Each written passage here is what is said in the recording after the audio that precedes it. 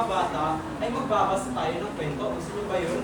Opo, teacher! Okay. Ang babasahin natin kwento ngayon ay ang Mag-anak sa Parke ni April F. Mayo. Ngayon mga bata, una muna si teacher at sasabay kayo sa pagbasa. Liwanag ba yun? Opo, teacher! Okay.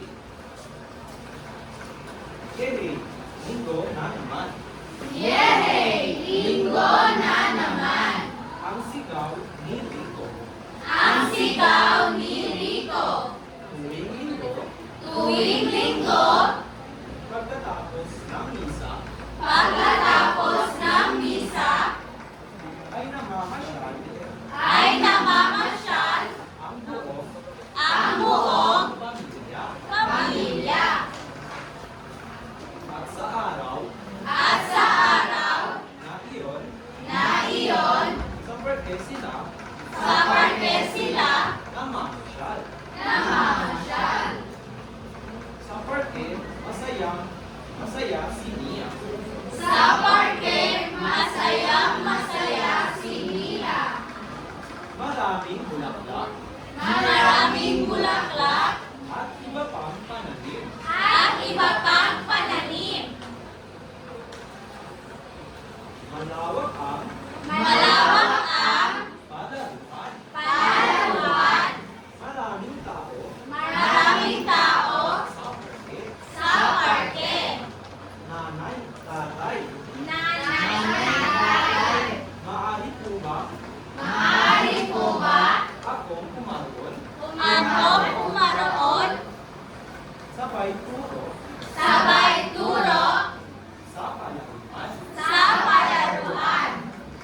Sige anak, Sige anak, basta basta mag-iingat mag-iingat ka ka at huwag at huwag kang lalayo. kang lalayo. Tugon Tugon ni tatay ni tatay sa kaniyang paglalakad. sa kanyang paglalakad. May mga nakita May mga nakita siyang nakapaksil. siyang nakapakasil. Paalala, Paalala, itapon ang itapon ang mga basura dito. mga basura dito. Paghiwalayin Paghiwalayin ang nabubulok ang nabubulok at di nabubulok at di nabubulok na basura. na basura. Pangalawang paksil. Paalala, Paalala, bawal bawal mamitas ng mga mamitas ng mga bulaklak. bulaklak. Babala, Paalala, bawal umakyat bawal umakyat sa puno. sa puno. Delikado. Delikado. Pagbalik niya Pagbalik ni Mila sa kanya, sa kanyang nanay nanay at tatay. at tatay. Nanay, Nanay, ano po ba ang ano po ba ang babala babala at paalala? at paalala? Anak, Anak, ang babala ay mensahe ang babala ay mensahe na dapat na dapat nating sundin nating sundin o gawin o gawin para para makaiwas tayo makaiwas tayo sa disgrasya. sa disgrasya. Ang sagot Ang sagot ni nanay. ni nanay. Ang paalala naman Ang paalala naman ay mensahe ay mensahe dapat dapat nating nating gawin at sundin para mapanatili mapanatili ang ang kaayusan at kalinisan at kalinisan ng ating kapaligiran. ng ating kapaligiran. Ang sagot ni tatay. Ang sagot ni tatay Sige po, nanay. ay, sige po, nanay, tatay.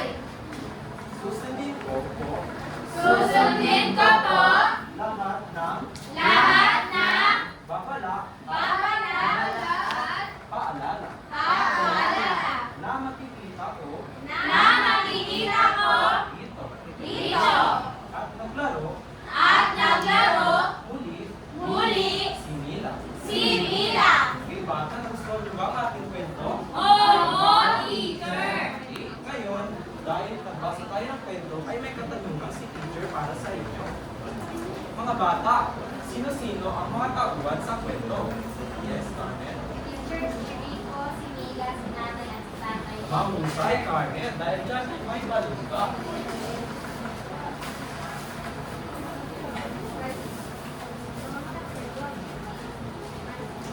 Ano naman ang ginagawa nila sa parke, mga bata? Teacher! Yes. Teacher! Namamasyal ko sila, teacher! Tama, Jennifer, sila ay namamasyal. At ano naman ang piling ng kanilang tatay sa kanila bago sila tumawag sa paglaruan? Yes, Amy. Mag-ingat po sila magdala sa palaruan. Tama.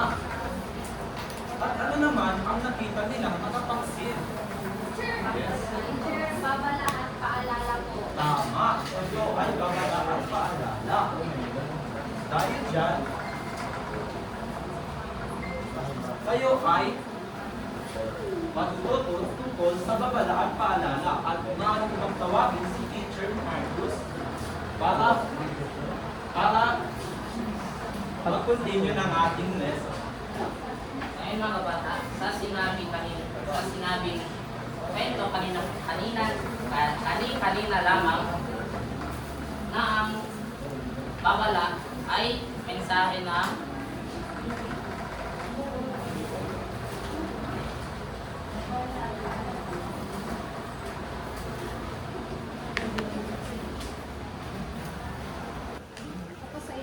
ngayon mga bata, ang sinabi sa kwento kanina lamang ay ang mga mensahe na dapat nating sunod or gawin upang maiwasan natin ang disgrasya.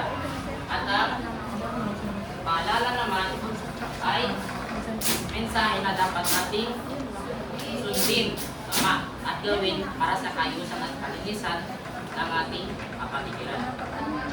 Ngayon, ang tanong, ginagawa niyo ba ito mga bata? Opo, teacher! Galing sa paano paraan? Teacher, sa pagsunod sa mga babala at paalala, teacher. Galing ano pa? Wala na? Teacher, sa pamagitan sa pag may nakita kayong mga basura sa daan, teacher, pagsulitin nyo na lang yung teacher dahil na walang mga babala. Okay. Ngayon, magbigay naman kayo ng halimbawa ng paalala na nakikita nyo sa ating mga establishment. Yan din. Bawal magtapon ng basura, teacher. Maganda. Bawal magtapon ng basura kung saan-saan. Ito pa? Yan ma? Bawal tumawid. Ano po? Bawal tumawid. Bawal to yes. Bawal tumawid. Madali, para wala mong ma-aksidente. Kasi na, madali, para walang magkakasakit sa baga. Ano pa? Jennifer?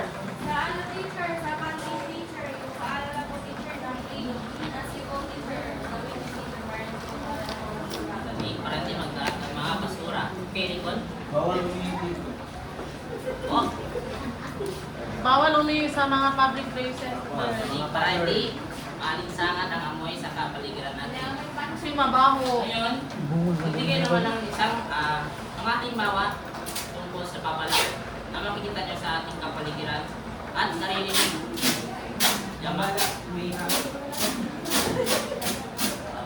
Ano po? babala at may aso. Opo, para di tayo makagat. Ano pa? Okay. Wala, nakakadulas po ang susunod. Hindi, para walang matulas.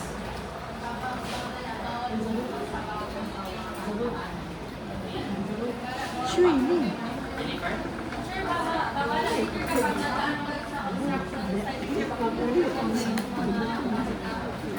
Dito ba? Kumain tayo sa tamang tahanan.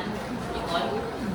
Babala. Bawal mo magnakaw dito kasi may CCTV. Galing.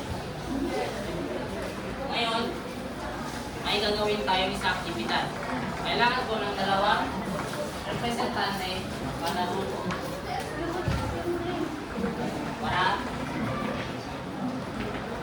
ngayon, babasahin natin ang panito.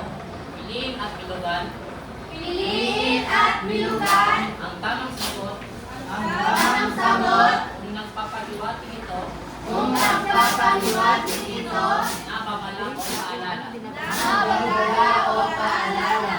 Ayan ang pang-atisa na sa dalawa ng sintante.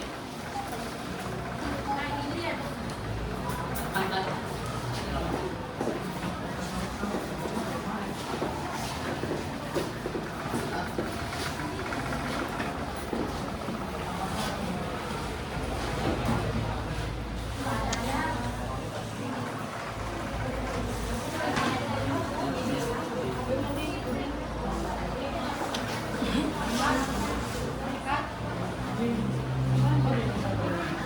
Ngayon, kailangan pa nakita ang kasama pangkat sa saan tapos ng pagkagalaw.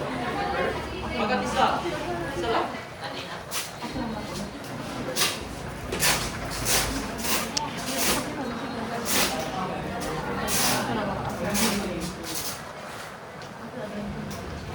Ngayon, tapos natin sagutin ang aktibidad natin. Tingnan natin kung tamang sagot ng pambat isa. Bawat tumawid, may namatay na dito. Paalala bang sagot?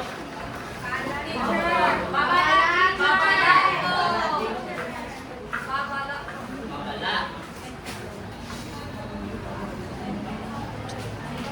Number 2, magbukas ng kamay bago kumain. Paalala? Tama. Number 3, delikado, madulas na sahig. Mabala? Tama. At panghuling, magbalik ng aklat sa itinagdang araw. Paalala? Sige.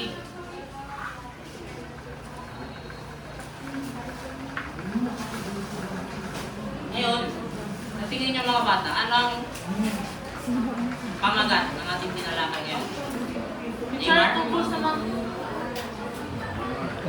Babala. Tungkol po sa babala. Mga babala. Jennifer?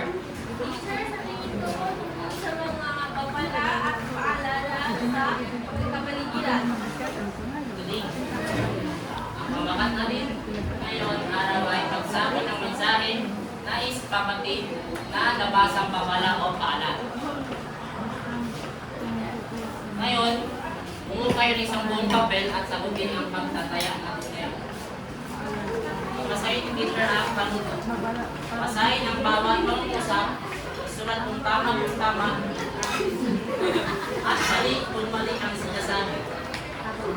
Ibibigay lang ako ng 10 minuto para sagutin niyo lahat. Tapos na mga bata? Ngayon, ipasa niyo ang mga papel nyo sa harapan at sa gitna. Papunta sa harapan. Dito na bang lahat? Assignment. Ayun. Mga kayo ng mga father mo. Isulat ang pagdang-arali. Basahin ni Teacher panuto. Isulat sa inyong father mo kung ito ay mawala o paalala. Iwanan? Ngayon, bibilangin natin ang mga nalitong na puntos ng bawat grupo. Pambalisa. Isa, dalawa, tatlo, apat, lima, anim, pito, walo, siyam, sampu, 11, 12, 13. 4, 2. Isa, dalawa, tatlo, apat, lima, anim, pito, walo, siyam, sampu, 11, 12, 13, 14. Tingin nyo, sinong nanalo? Nakakalawa! Madali. Ngayon mga bata, magsita yung lahat. Paalam na mga bata. Bye!